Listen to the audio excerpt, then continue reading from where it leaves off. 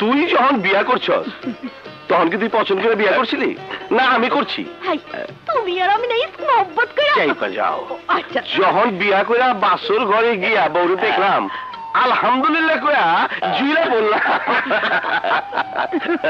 আরে পাগল, এর পরেও একটা কথা আছে। কি কথা? আমার সবুজেরও তো একটা মত থাকতে পারে।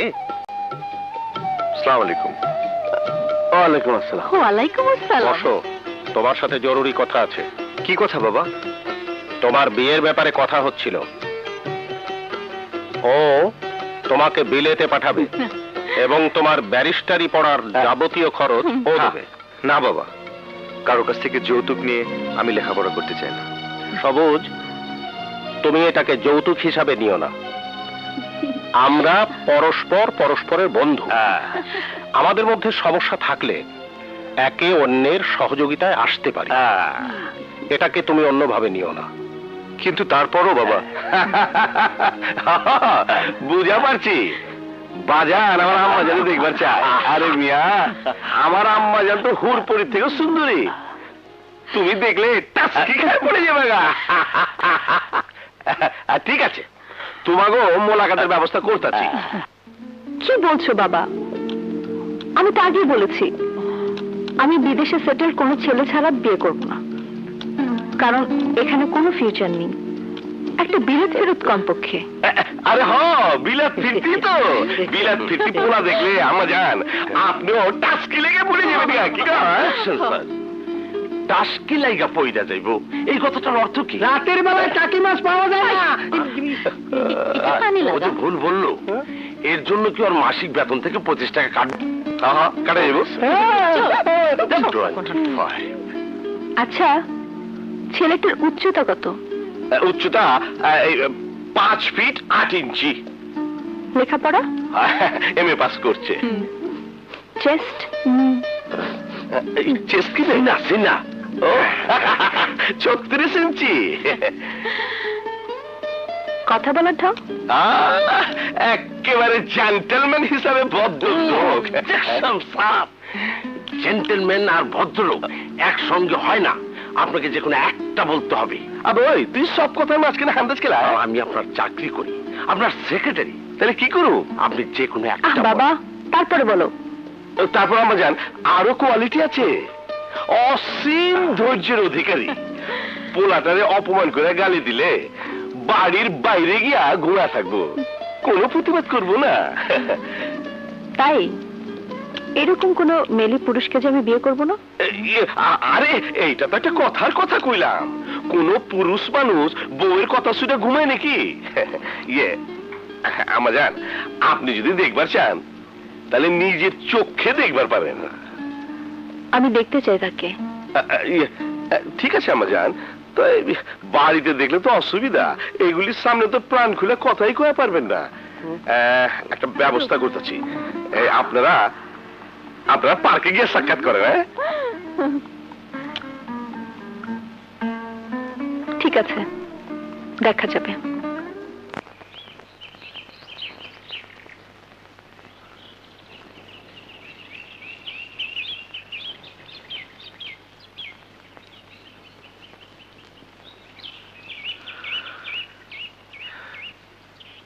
Excuse me. হ্যাঁ, আরে মিস্টার ইন্টারভিউ, আপনি এখানে? আমারও তো একই প্রশ্ন, আপনি এখানে? কি ব্যাপার, আপনি কি এখানে ডেটিং করতে এসেছেন? আরে না না, ওসব ডেটিং ফিটিং কিছু না। অ্যাকচুয়ালি বাবা বলেছিল পার্কে জুলি নামে একটা মেয়ে। ও, আপনি জুলিকে খুঁজছেন? হ্যাঁ। জি, আমি মিস জুলি। হ্যাঁ,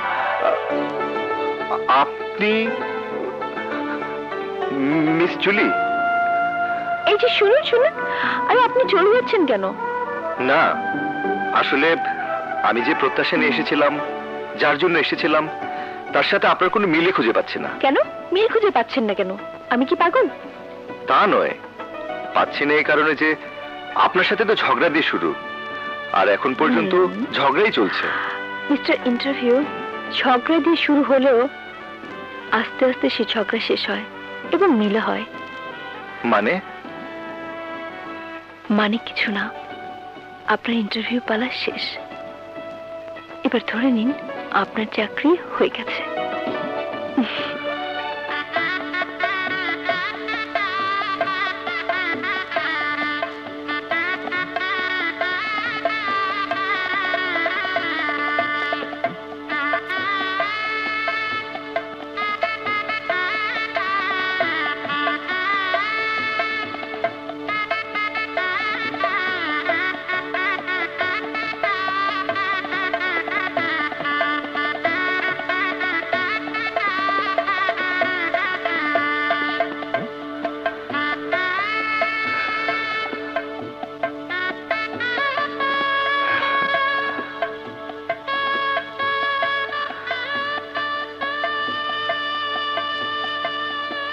জুলি, তোমাকে খুব সুন্দর লাগছে। শুনুন, সাধারণত বাসর ঘরে প্রেমের কথাই বলা হয়, কিন্তু আমি কিছু কাজের কথা বলতে চাই। ও, বলো। আমার একটি অভ্যাস, আমি কারোর সাথে একই বিছানায় শুতে পারি না, একাই শুতে হয়, নইলে আমার ঘুম আসে না। সো আপনি অন্য কোথাও কি ঘুমান? হ্যাঁ, ঠিক আছে, তোমার অভ্যাসটা ঠিক থাকুক।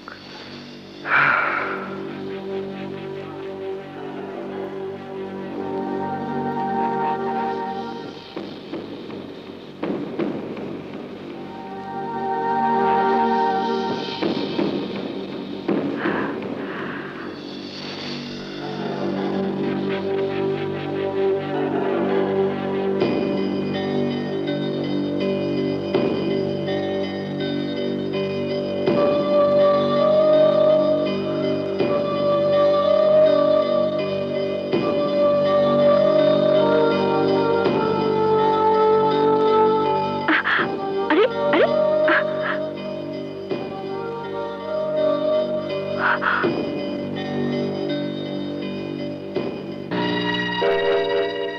আরে বাতি নেবেলেন কেন? আমারও একটা অভ্যাস, শোয়ার সময় আলো থাকলে আমি ঘুমোতে পারি না।